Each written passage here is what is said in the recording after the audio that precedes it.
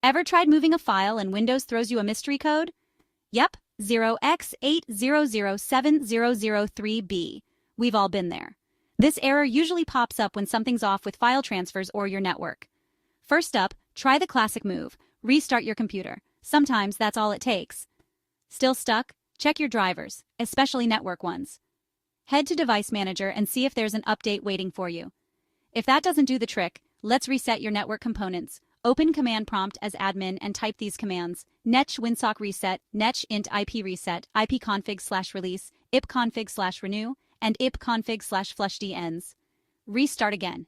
Next, run System File Checker with sfc/scanno in Command Prompt. This hunts down corrupt files.